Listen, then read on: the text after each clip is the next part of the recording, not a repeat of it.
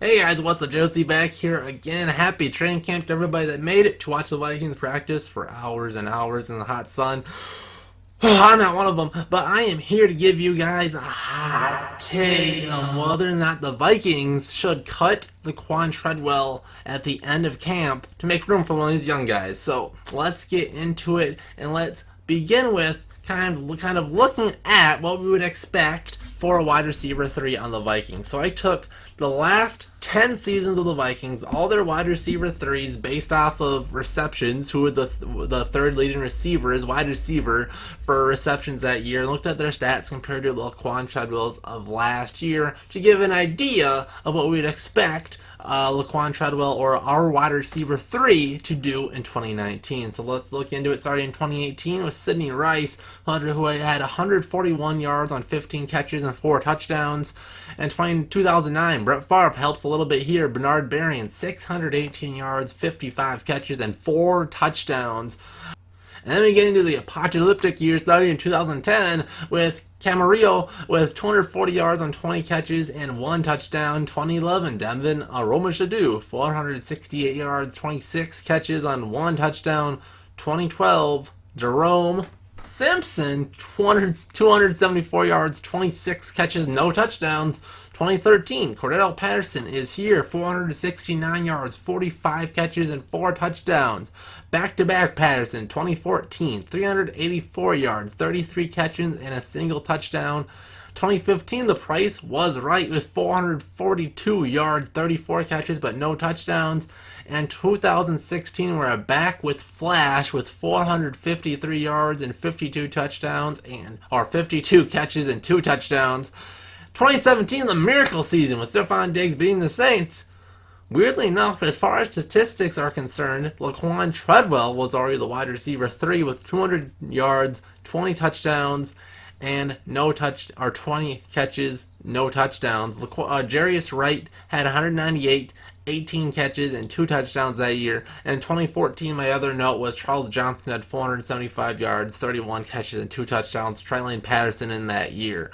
So Laquon Treadwell's production last year, we're looking at 302 yards, 35 catches, and 1 touchdown. Where does this stack up? Well, I compiled an average of all 10 years, and for an expected number, we're looking at 362.8, so 363 yards, 32.8 catches, about 33 catches, and 1.6 touchdowns. So Laquon has a hair over the catches, but are below on the yards, and his touchdowns are right around average. So if you look at the median, 384, 383 catches, and 1 touchdown. So Laquon is at or over 2 out of the 3 major stats. And if you look at the graph, the first one I'll show you is how they line up with yards. The black one is the expected average, and you see just a hair below, not being blown away at all.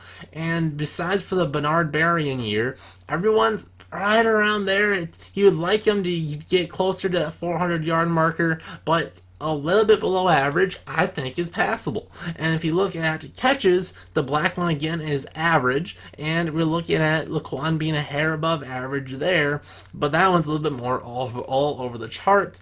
And look at 2017, a year where it split a lot, and that one's one of the lowest. So it more so comes down to, do we have a good wide receiver 3? Like in 2009, but that's going to be rare. It happened 1 out of 10 years.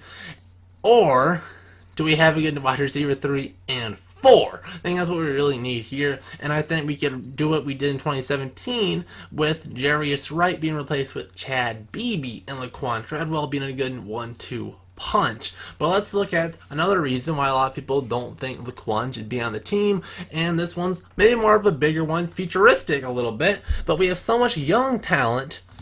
Okay, what is Laquon Treadwell, this bust failure, we worth the chance to be on the team? Well, let's hold the tone of that on Laquon being no future in the NFL. If you want to look at all these young players the Vikings have, let's compare them to Laquon's age. Laquon is only 24. His 4th year, and he's 24. Brandon Zylstra, 26, 2 years older. Jordan Taylor, 27, 3 years older. Both rookies, Dylan Mitchell and Olabisi Johnson, are 22, so only 2 years younger than Laquon. And that is it for wide receivers. So age really isn't much of a factor, and you expect Laquon to have more room to grow, especially due to barely playing his first 2 seasons. But let's look at some of these names. Brandon Zylstra, a lot of people liked him in camp last year. He's yet to prove it to me in any games, especially even preseason games, that he has it to be a good contributing wide receiver. Jordan Taylor supposedly was good in minicamp. Dylan Mitchell and Olabisi Johnson looked or have some good highlights in their draft film, but Mike Zimmer's already called him out for not being very good. So as far as our young talent, only Chad Beebe's the one sticking out, and I think he's basically a lock to make the team if he can stay healthy. That is his biggest issue. And then Jeff Badet, blazing speed, and I think if he can do some work on special teams or even get some jet sweep plays, he could be a good contributor as well. But the other guys, including Jeff Badet, will have to prove that they can run some routes and be more consistent all the time. But since Laquon Treadwell is that bigger, slower wide receiver, I don't think he just has to compete with the wide receivers. He also has to compete with tight ends. They're basically the same position, especially where we use Laquon along these blocking plays. So we're looking at these tight ends. Two come to mind, and that's Tyler Conklin and Cole Hikatuni, who are both competing with Laquon. And again, their age, Tyler Conklin, a rookie last year, second-year player, 23, a year younger than Treadwell, and Cole Hikatuni is 25, a year older. So age is not an issue. Laquon might as well be a second-year player for how young he is. But Tyler Conklin and Cole have reportedly have had very good camps and can play fairly similar to Laquon. So especially Tyler Conklin, who has the best chance to make the team, would they cut Laquon over a player that has even less production than him? That would be a tough one for a lot of fans.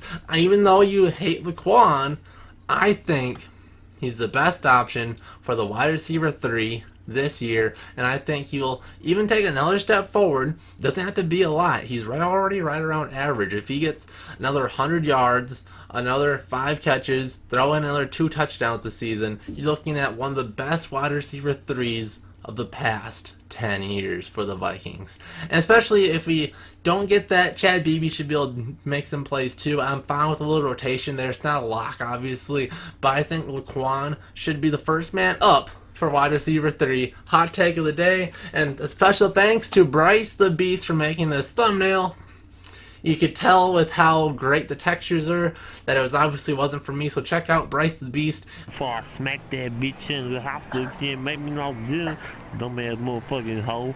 I'm gonna break the neck in sleep, man. Know what I do? Yes. Yeah, once she's snoring away, I'm gonna get on top of her, put my hands around the neck, and crack it like my knuckles. Okay, guys, we're gonna have to probably wait till we get daytime go mud. Cause you're gonna mud at night, you can't see the mud. And you have good mud, you gotta see the mud, know what I mean? If you hate his content, hate what he brings, don't be alarmed. That is very normal, but don't worry, I make a few guest appearances, so those videos are for your liking. We'll see you guys the next time. See you guys then.